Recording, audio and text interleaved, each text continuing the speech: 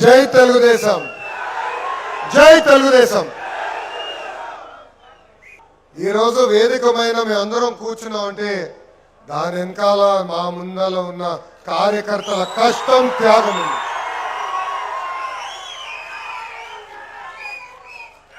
రెండు 2019 నుంచి 24 వరకు మన పైన కేసులు పెట్టారు, ఇబ్బంది పెట్టారు.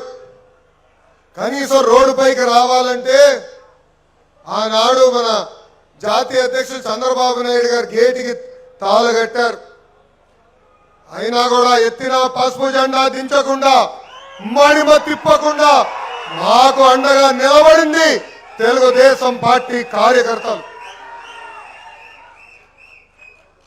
పౌరుషాల గడ్డ మన అనంతపురం జిల్లా. ధర్మవరం నియోజకవర్గంలో ఆర్డిటి ఆసుపత్రికి వెళ్ళా. అక్కడ పెద్ద ఎత్తున ప్రజలు వచ్చారు. వాళ్ళందరినీ చూసిన తర్వాత మళ్ళీ నా పాదయాత్ర రోజులు గుర్తొచ్చినాయి. ఇక్కడున్న చాలా మంది నాతో కలిసి పాదయాత్ర చేశారు. రాత్రి అయిన తర్వాత 6:30, 7ంటికి బస్కి వస్తే కూర్చుని సుమారుగా 1-2 గంటలు ప్రజలు ఎదుర్కొంటున్న సమస్యల పైన, పార్టీని ఎట్లా బలోపేతం చేయాలి దానిపైన మనందరం చర్చించుకోవడం జరిగింది. అంటే ఆ ప్రేమ, ఆ అభిమానం అనంతపూర్ జిల్లా ప్రజలు మా కుటుంబంపై ఎప్పుడు చూపిస్తూ వచ్చారు. విశ్వవిఖ్యాత నట సార్వభౌమ స్వర్గశ్రీ నందమూరి తారక రామారావు గారిని 3 సార్లు గెలిపించిన గడ్డ మన అనంతపురం గడ్డ. మా మామ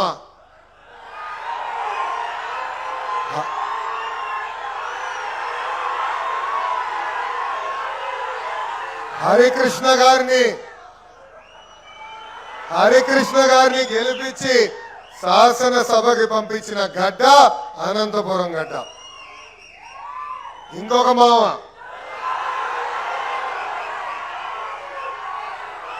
మావ మీ అందరి బాలయ్య, నా ఒక్కడికే ముద్దుల మామయ్య. బాలయ్య బాబు గారిని 3 సార్లు గెలిపించి శాసనసభకు పంపించిన గడ్డ ఈ అనంతపురం గడ్డ. అందుకే మీకు ఎంత చేసినా ఆ రుణం తీరదు. అహర్నిశలు మీకోసం కష్టపడతాం. యావత్ ఆంధ్ర రాష్ట్రంలో ఉమ్మడి అనంతపూర్ జిల్లా నంబర్ 1 చేసే బాధ్యత మాదని చెప్పి ఈ సభాముగా తెలియజేస్తున్నాం. దాంట్లో మీ కష్టం ఉంది. అనంతపురం జిల్లా ప్రజలు కష్టాన్ని నమ్ముకున్నవారు, ఒక పిలిపిస్తే అందుకునేవారు. చంద్రబాబు నాయుడు గారు హార్టికల్చర్కి మారమంటే మారేవారు. అందుకే ఈ ప్రాంతాన్ని అభివృద్ధి చేసే బాధ్యత మేము తీసుకుంటాం.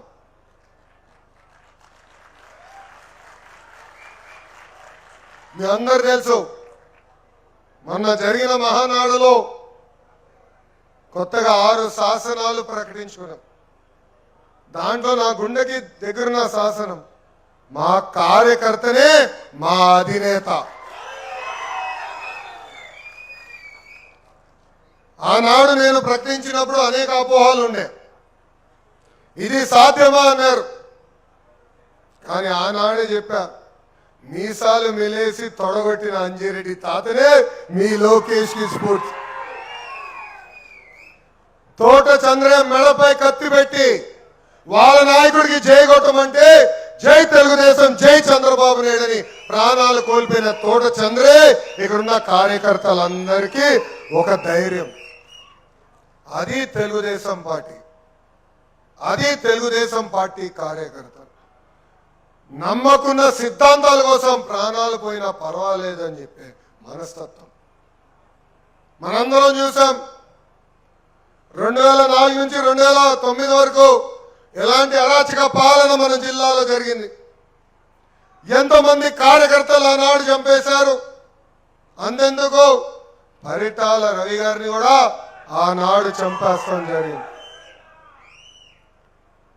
చంద్రబాబు నాయుడు గారు బృందం వేసి ఒక కుటుంబాన్ని వెళ్ళి పరామర్శించండి, పార్టీ అండగా ఉందని చెప్పేదానికి పంపిస్తే కరెక్ట్గా బయటికి వచ్చిన తర్వాత మరొక ఫోన్ వచ్చేది, ఇంకొక కార్యకర్తని ఆనాడి రాక్షసులు చంపేశారు.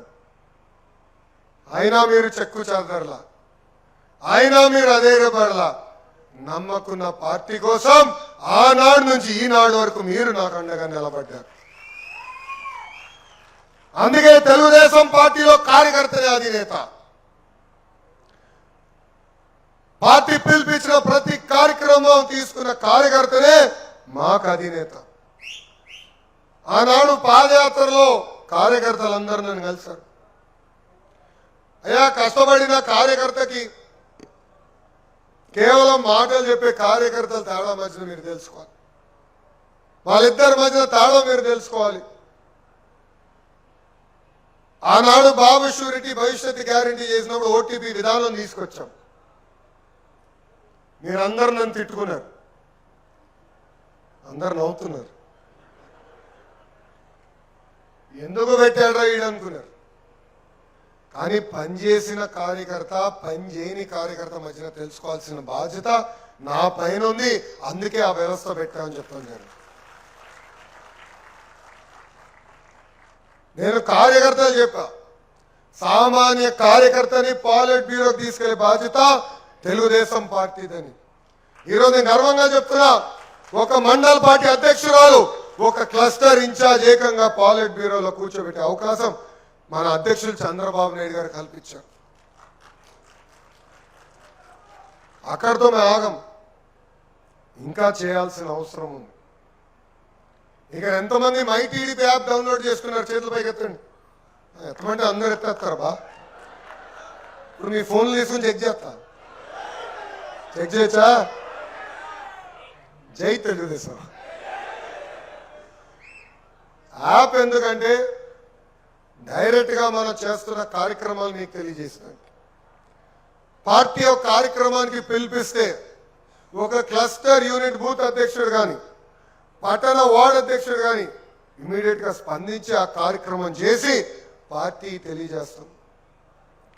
దాంట్లో జల్లుడు బట్టి పనిచేసిన కార్యకర్తలకి నామినేటెడ్ పదవులు కానివ్వండి, రేపు ఆర్థిక అవకాశాలు కూడా కల్పించే బాధ్యత తెలుగుదేశం పార్టీ తీసుకుంటుంది. ఇక్కడున్న కార్యకర్తలందరినీ కోరుతున్నా, మన ఒక పెద్ద కుటుంబం, 1 కోటి మంది సభ్యులున్న కుటుంబం. సమస్యలు ఉంటాయి. వేదిక మీద పెద్దలు తెలుసు, కేశవ్ గారు ఉన్నారు, ఇంకో పక్కన మా బోలా శంకరుడు అనగాని సత్యప్రసాద్ గారు కూడా ఉన్నారు. ఇద్దరు ఉన్నారు. ఇద్దరి గురించి ఒక మాట చెప్పాల్సిన అవసరం ఉంది. అమరావతి బిల్ శాసన మండలికి వచ్చింది. ఏం జరుగుతుందో శాసన మండలి చూసేదానికి మన అధినేత చంద్రబాబు నాయుడు గారు గ్యాలరీలోకి వచ్చి కూర్చున్నారు. అది తెలుసుకున్న సైకో వాళ్ళ ఎమ్మెల్యేలు పంపించి చంద్రబాబు నాయుడు గారి పైన దాడి చేయాలనుకున్నారు. కానీ ఆనాడున్న శాసన సభ్యుల్లో అనగాని సత్యప్రసాద్ గారు కానీ, కేశవ్ అన్న కానీ ఒక గోడలాగా నిలబడి చంద్రబాబు నాయుడు గారు రక్షణ కల్పించారు. అలాంటి గొప్పవారు వీళ్ళిద్దరు తెలుసు. పార్టీలో సంస్కరణలు తీసుకొచ్చడానికి నేను ఎంతో పోరాడాను. జిల్లా వ్యవస్థ నుంచి పార్లమెంట్ వ్యవస్థ తీసుకొచ్చేదానికి నాకు 2 సంవత్సరాలు పట్టింది. మొదటిసారి ప్రతిపాదించినప్పుడు ఒప్పుకోలేదు పాలిట్ బ్యూరో. కానీ అదే పడలా, నమ్మకున్న సిద్ధాంతాల కోసం పోరాడాలని ఆనాడే నిర్ణయించుకున్నా. సాధించుకునే వరకు ప్రతి పాలిట్ బ్యూరోకి వెళ్ళా. పాలిట్ బ్యూరో ముందర సభ్యులందరితో మాట్లాడా, వాళ్ళ చైతన్యం తీసుకొచ్చా. నేను అనుకుంది నేను సాధించా. ఈరోజు అధ్యక్షులు చంద్రబాబు నాయుడు గారు నేను అనుకున్న అన్ని నిర్ణయాలకు ఏకీభవించారు. ఎందుకంటే ఆయనకు అపారమైన అనుభవం ఉంది, నాకు కొంచెం స్పీడ్ ఎక్కువ ఉంది. వేదిక మీద ఉన్న మేము అందరం మిసైల్ లాంటి వాళ్ళమే. జీపీఎస్ లేకపోతే మేము ఆ పైన పడతాం. జీపీఎస్ పేరు చంద్రబాబు నాయుడు గారు. సరైన దారిలో వెళ్తున్నామా, స్పీడ్ పర్వాలేదు, సరైన దారిలో వెళ్ళరా బాబు అని చెప్తాడు ఆయన. ఆయనకు అనుభవం ఉంది. ఆయన అనుభవం నేను తీసుకున్నాను, చాలా నేర్చుకున్నాను. నేను అన్ని విషయాలు ఆయన ఏకీభవించవచ్చు, కానీ 4 గోడల మధ్యన ఆయనతో చర్చిస్తా, అవసరమైతే ఆయనతో దెబ్బలాడతా. కానీ నిర్ణయం తీసుకున్న తర్వాత బయటకు వచ్చి జై తెలుగుదేశం, జై చంద్రబాబు నాయుడు గారు అంట. ఇది మీ అందరికి ఎందుకు చెప్తున్నానంటే, కోవిడ్ కన్నా ప్రమాదమైన ఒక జబ్బు ఉందండి. ఆ జబ్బు పేరు తెలుసు మీకు? బాగా తెలుసుకున్నారు ఇప్పుడు. అలక. మన పార్టీలో ఉంది అది. మనం అలుగుతాం, మనం వేరే పార్టీకి ఓటేం, వేరే నాయకుడికి చేయగొట్టాం, కానీ అలిగి ఇంట్లో పడుకుంటాం. దానివల్ల నష్టపోయేది ఎవరు? ఆంధ్ర రాష్ట్ర ప్రజలు, తెలుగుదేశం పార్టీ కార్యకర్తలు. సమస్యలు ఉంటాయి, ఆ సమస్యలు పరిష్కరించుకోవడానికి మనందరం పోరాడాలి. 1కి 10 సార్లు మాట్లాడాలి, 100 సార్లు వెళ్ళి ఎమ్మెల్యే గారిని కలవాలి, పార్లమెంట్ పార్టీ అధ్యక్షులను కలవాలి, అవసరమైతే మన ఇన్ఛార్జ్ మంత్రి గారిని కలవాలి, పక్కనే జోనల్ కోఆర్డినేటర్ గారిని కలవాలి. కానీ అనుకుంది సాధించుకునే వరకు వదిలిపెట్టకూడదు. అంతేగాని అలిగి ఇంట్లో పడుకుంటే తీవ్రమైన నష్టం జరగబోతుంది. కార్యకర్తలందరినీ ఒక విషయం ఆలోచించమంటారు. భారతదేశ చరిత్రలో ఏ రాజకీయ పార్టీ అయినా ప్రమాద బీమా కింద 5 లక్షల రూపాయలు కార్యకర్తలకు అందిస్తుందండి? ఒక పార్టీ చూపించండి, ఎక్కడ లేదు. ఈరోజు ఒక సామాన్య కార్యకర్తని పాలిట్ బ్యూరో తీసుకెళ్లి కూర్చోబెట్టిన పార్టీ ఏదైనా ఉందా? ఒక్కసారి మీరు చూపించండి.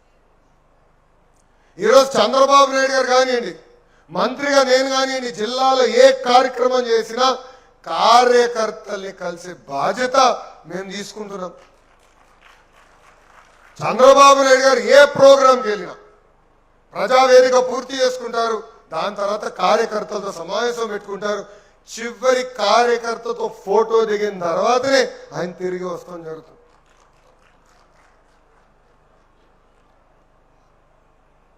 వేరే పార్టీ ఉంది, సైకో పార్టీ, ముద్దుగా గొడ్డల పార్టీ అని మేము పేరు పెట్టాం. వాళ్ళు తెలిసింది అది ఒకటే, గొడ్డలు పట్టుకునే రపరప అంటారు. అరే మీరు రపరప అనే ప్రతిపక్షంలో కూర్చున్నారా భయ్? ప్రతిపక్ష నేత హోదా కూడా ప్రజలు మీకు ఇవ్వలేదు. మీలాంటి వాళ్ళు ఎంతోమంది చూసాం, ఇలాంటి సినిమాలు ఎన్నో చూసాం. ఎండ్ కార్డ్ వేసేది మటుకు ఇక్కడున్న పసుపు సైన్యమని ఆ గొడ్డలి బ్యాచ్కి చెప్తున్నాం. కార్యకర్తలు అందరూ నన్ను అడుగుతున్నారు, రెడ్ బుక్ లో నెక్స్ట్ పేజ్ ఎప్పుడు ఉంటుందని. అరే రెడ్ బుక్ పేరు చెప్తేనే వాళ్ళకి పడిపోతుంది రా భయ్, ఏం చేయాలి చెప్పు? ఏనంటే రెడ్ బుక్ రాజ్యాంగం అంటున్నావు. ఎస్, ఎర్ర బుక్ పట్టుకుని ఊరు తిరిగినా, ప్రతి మీటింగ్ లో చెప్పినా, ఎవరైతే చట్టాలు ఉల్లంఘించి ప్రజల్ని మా కార్యకర్తలు ఇబ్బంది పెట్టారో వాళ్ళని వదిలిపెట్టాం, చట్టపరమైన యాక్షన్ తీసుకుంటాం, తప్పనిసరిగా తీసుకుంటాం, ఎవరిని వదిలిపెట్టాం. ఆ డౌట్ కార్యకర్తలకు అవసరం లేదు. వాళ్ళు అసభ్యంగా మాట్లాడుతున్నారు. ఎస్, ఇప్పుడు కూడా చూస్తున్నాం, బూతులు తిడతారు, అసభ్యంగా మాట్లాడతారు. వాళ్ళకి ఇంకా బుద్ధి రాల. ఆ 11 కూడా వద్దనుకుంటున్నట్టున్నారు. ప్రజలు అన్నీ గమనిస్తున్నారు. నేను కార్యకర్తలందరినీ కోరేది ఒక విషయం, అహంకారం వద్దండి, అలక వద్దండి. ఈరోజు అహంకారం వల్లనే 151 11 అయింది. ప్రజలకి దగ్గర ఉందాం, ప్రజలతో మమేక్యం అవుతాం. సమస్యలు ఉంటాయి, అన్ని కోరికలు దేవుడు కూడా తీర్చలేడు, కానీ పనిచేసే బాధ్యత మనందరి పైన ఉంది. అది ఇక్కడ ఉన్నా మనందరం గుర్తుపెట్టుకోవాలి. ప్రత్యేకంగా వేదిక పైన ఉన్న పెద్దలు అది గుర్తుపెట్టుకోవాలని ఈ సభాముఖంగా కోరుతున్నాం. ప్రజలు ప్రతిదీ గమనిస్తున్నారు, మనం వేసే ప్రతి అడుగు చూస్తాం. నేను కూడా ఒక దశలో అధైర్యపడ్డా.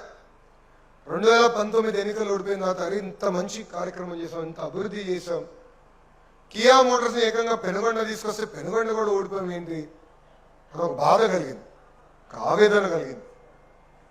కానీ కరెక్ట్గా 5 సంవత్సరాల తర్వాత ప్రజలు ఎలాంటి తీర్పు ఇచ్చారో మనందరం చూసాం. సో ప్రజలందరూ అన్ని గమనిస్తున్నారు. మనందరం అప్రమత్తంగా ఉండాలి, ప్రజలకు అందుబాటులో ఉండాలి, ప్రజలతో మమేక్యం అవ్వాలి. మన మధ్యలో సమస్యలు ఏమనుంటే 4 గోడల మధ్యలో కూర్చుని ఆ సమస్యలు పరిష్కరించుకోవాలని ఇక్కడున్న కార్యకర్తలందరికీ నేను పిలిపిస్తున్నా. మీరందరూ చూశారు, మనం జరిగిన బడ్జెట్ సమావేశంలో 13 రోజులు రోజుకి 2 పార్లమెంట్లో ఉన్న ఎమ్మెల్యేలు ఎంపీలని వాళ్ళ కుటుంబ సభ్యులతో కలిసి మేము భోంచేసాం. ఆ రోజు చాలా స్పష్టంగా చెప్పారు, రాజకీయాలు మాట్లాడడానికి లేదండి, మగవాళ్ళు ఒక పక్కన ఆడవాళ్ళు ఒక పక్కన కూర్చునేందుకు లేదు, కుటుంబంతో కూర్చోవాలని. ఎన్ని లవ్ మ్యారేజ్లు ఉన్నాయో అప్పుడు ఆశ్చర్యపోయా. ఆ కలయిక కావాలి. మన నాయకులు కూడా నేను పిలిపించా. ముందల ఎమ్మెల్యేలు ఎంపీలు పార్లమెంట్ పార్టీ అధ్యక్షులు అందరూ నెలకొకరి ఇంట్లో కలవాలి, మమేక్యం అవ్వాలి. సమస్యలు ఏమైనా ఉంటే కూర్చుని పరిష్కరించుకోవాల్సిన బాధ్యత మీ పైన ఉంది. దాంతోపాటు ఎమ్మెల్యేలు ఉన్నవారు క్లస్టర్ ఇన్ఛార్జీలతో, దాని తర్వాత యూనిట్ వాళ్ళతో, బూత్ వాళ్ళతో దశల వారీగా కూర్చోవాలి, పరిచయాలు పెంచుకోవాలి. వాళ్ళ సమస్యలు ఏమైనా అక్కడనే తెలుసుకుని పరిష్కరించే దిశగా పనిచేయాలి. వేదికమైన ఉన్న పెద్దలందరికీ ఈ సభాముఖంగా నేను కోరుతున్నా. ఆర్థిక శాఖ మార్చులు వేదికమైన ఉన్నారు. ఆయన ఎప్పుడు చూసినా దండం పెట్టి లక్ష్మీ అని పేరు ముద్దుగా పిలుస్తా. మీరు చూశారు, చాలా టెన్షన్లో ఉంటాడు ఆయన. ఈరోజు ఆయన పుట్టినరోజు. ఆయన ఎంత ఇబ్బంది పడుతున్నారో మా అందరు తెలుసు. గత ప్రభుత్వం అప్పులు చేసుకుంటూ పోయింది, అభివృద్ధి చేయలేదు, పరిశ్రమలు తీసుకురాలేదు, అనేక ఇబ్బందులు ఉన్నాయి. అయినా కూడా సూపర్ 6లో మనం హామీలు ఇచ్చాం, హామీలు నిలబెట్టుకోవాలని ఆహర్నిశలు ఆయన కష్టపడుతున్నారు. మీరు ఆలోచించండి, ఈరోజు భారతదేశంలో ఆంధ్ర రాష్ట్రం తప్ప ఏ రాష్ట్రంలో 4,000 రూపాయలు పెన్షన్ ఇవ్వట్లేదు. ధనిక రాష్ట్రాల్లో 2,000 రూపాయల పెన్షన్. అలాంటిది వృద్ధులకి 4,000 రూపాయలు, వికలాంగులకి 6,000 రూపాయలు, బెట్టికి పరిమితం అవుతే 15,000 రూపాయలు అందించే ఏకైక రాష్ట్రం ఆంధ్ర రాష్ట్రం. తల్లికి వందనం. ఇంట్లో ఎంతమంది పిల్లలున్నా అంతమంది పిల్లలకి తల్లికి వందనం ఇచ్చాం. స్త్రీ శక్తి కింద మహిళలు ఈరోజు బస్సులో ఉచితంగా ప్రయాణిస్తున్నారు. దశల వారీగా అంటే సంవత్సరానికి 3 గ్యాస్ సిలిండర్లకి మనం డబ్బులు వేస్తాం. వేసింది కూడా ఎన్డీఏ ప్రభుత్వం. ఇలా ఇచ్చిన హామీలు ఒక పద్ధతి ప్రకారం చేసుకుంటూ పోతున్నాం. 16,000 డిఎస్సి పోస్టులు భర్తీ చేశాం, 6,000 పోలీస్ పోస్టులు మనం భర్తీ చేశాం. ఎవరు ఉంచిన విధంగా జాబ్ క్యాలెండర్ కూడా విడుదల చేసి యుద్ధ ప్రాతిపదికంగా అది ఫిల్ చేసే బాధ్యత కూడా మేము తీసుకుంటాం. ఇది ఎందుకు చెప్తున్నానంటే మనం ప్రజలకి తెలియజేయాలండి. ఒక పక్కన పనులు చేసుకుంటూ పోతున్నాం, ఇంకో పక్కన మాట్లాడపోతే చెప్పుకోపోతే అన్యాయం చేసిన వారు మనం అవుతాం. ఎవరు ఊహించారా అనంతపూర్ జిల్లాకి కారు తయారు చేసే పరిశ్రమ వస్తుందని? ఏనాడైనా మనం ఊహించామా? కియా తీసుకొచ్చాం. రేపు ఏకంగా కార్లే కాదు, ఫైటర్ జెట్లు కూడా మన గడ్డ పైన తయారు చేయించే బాధ్యత మనం తీసుకుంటున్నాం. అభివృద్ధి సంక్షేమం అనేది జోడెద్దుల బండి. ఈ రెండు కలిసికట్టుగా మనం ముందలు తీసుకెళ్తున్నాం. ఈరోజు కేంద్రంలో నరేంద్ర మోడీ గారు, రాష్ట్రంలో చంద్రబాబు నాయుడు గారు.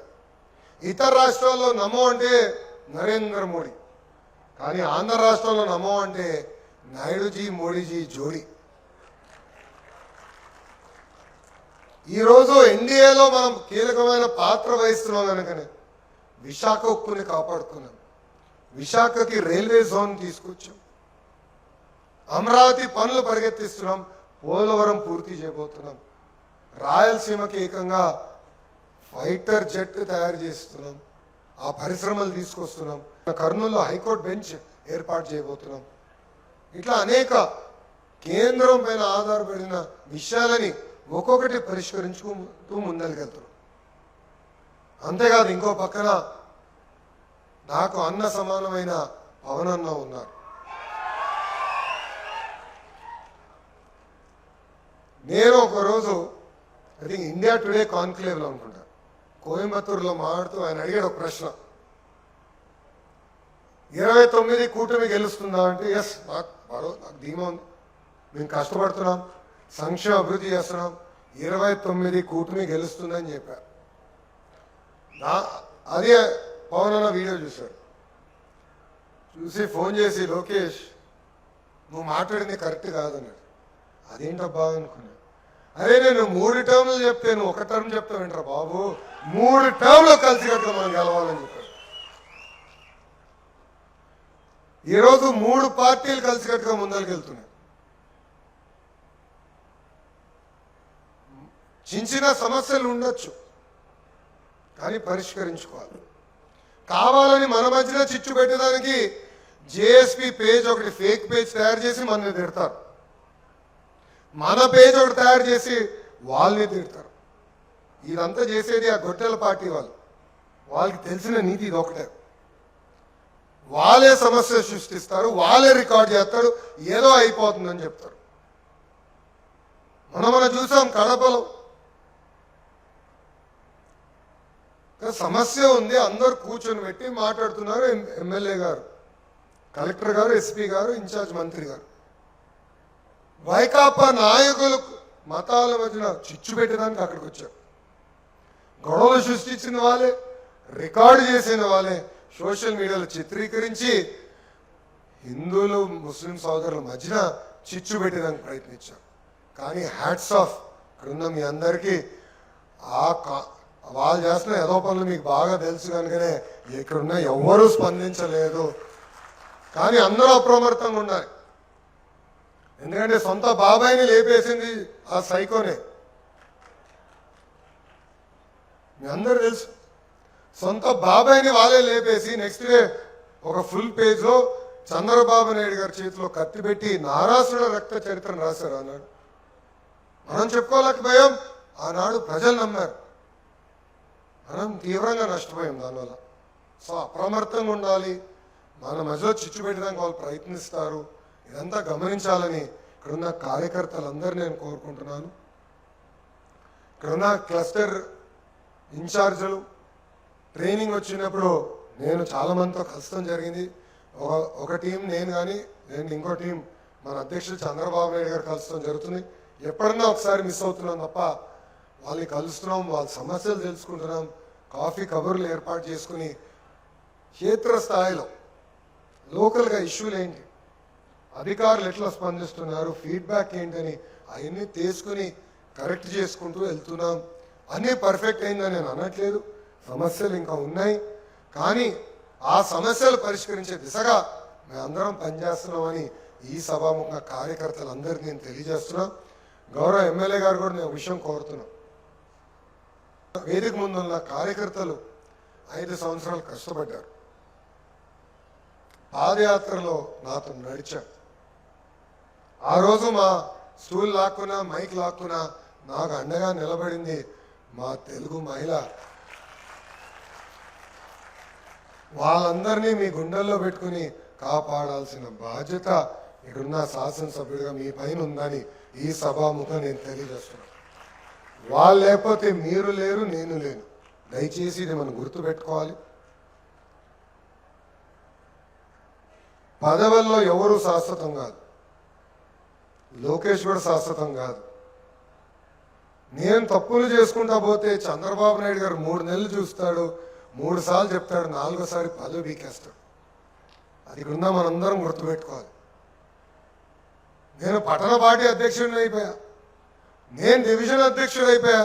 2 సంవత్సరాలను ఎవడు పీకలేడు అనుకుంటే చాలా పొరపాటు పడిపోతున్నా. కార్యకర్తలు నిర్ణయిస్తారు, ప్రజలు నిర్ణయిస్తారు మనం ఎక్కడ ఉంటాము.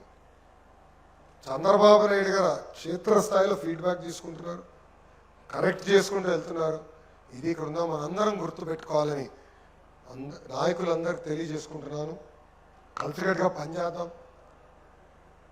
పదవులు ఇచ్చాం, కార్పొరేషన్ చైర్మన్ పదవులు వచ్చినాయి, ఇవ్వాల్సిన వాళ్ళు ఉన్నారు. అందరికీ న్యాయం చేశానని అనట్లేదు, ఎవరికి న్యాయం చేయలేదంటాం కూడా కరెక్ట్గా. పద్ధతి ప్రకారం చేసుకుంటూ వెళ్తున్నాం. కానీ అనుకున్న ఆశీస్సులు సాధించాలంటే ప్రభుత్వ కొనసాగింపు కూడా చాలా చాలా అవసరం.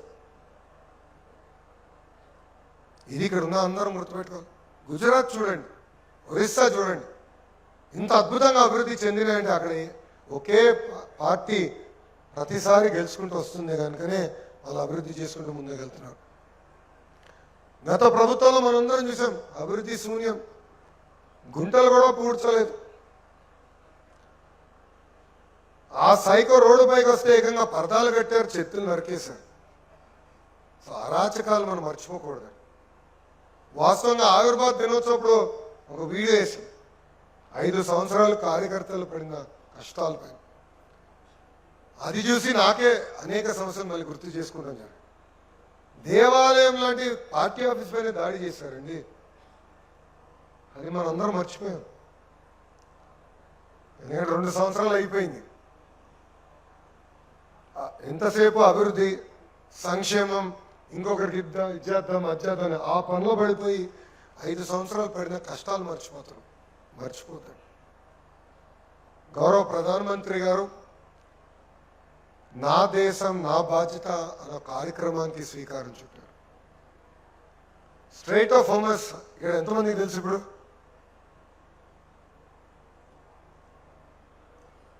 అమెరికాకి ఇరాన్ మధ్యలో యుద్ధం జరుగుతుంది. దాని గురించి ఎంతమందికి తెలుసు? అందరికీ తెలుసు. ఆ యుద్ధం వల్ల స్ట్రైట్ ఆఫ్ హోమస్ అని ఒక ప్రాంతం, పడవలన్నీ అక్కడి నుంచి వస్తాయి.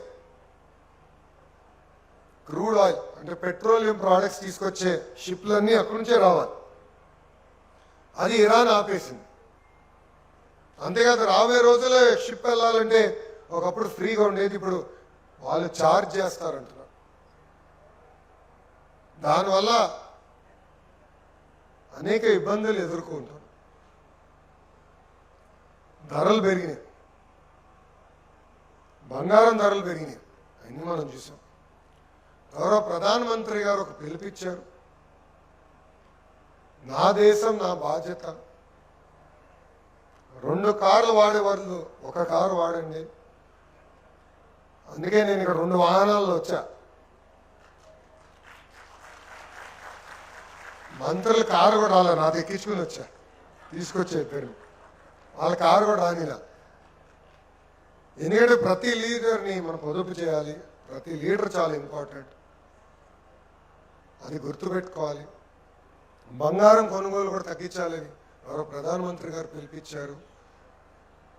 వంటల్లో కూడా నూనె తగ్గిస్తే ఆరోగ్యానికి మంచిదని ప్రధానమంత్రి గారు పిలిపించారు, అది కరెక్టే. కనీసం 1 స్పూన్ అని తగ్గించాలి, కనీసం 1 స్పూన్ అయినా రోజు తగ్గించాలి, అది చాలా అవసరం. అట్లా ప్రధానమంత్రి గారు 7 అంశాలపైన పిలిపించారు. ఆ అంశాలతో మనం అనుసంధానం అవ్వాలి, ప్రజల్లో చైతన్యం తీసుకురావాలి.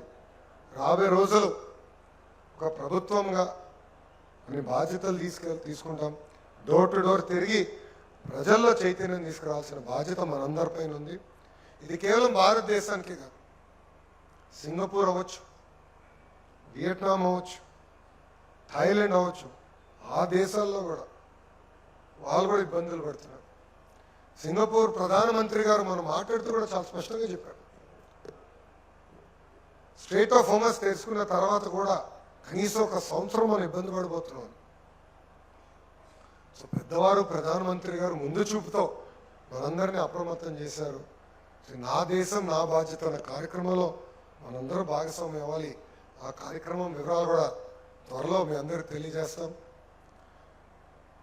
ఎన్డీఏ ప్రభుత్వం ఏ కార్యక్రమం పిలిపించినా ప్రజల్ని గుండెల్లో పెట్టుకుని పిలిపిస్తుంది. రాబోయే సమస్యలు ముందు చూపుతో తెలుసుకుని పిలిపిస్తుంది. ఇది అందరం తెలుసుకోవాలని ఈ సభాముఖం మీ అందరికీ తెలియజేసుకుంటూ, నాడు నేడు ఎప్పుడూ మీకు అండగా నిలబడతా, మీకు అందుబాటులో ఉంటా.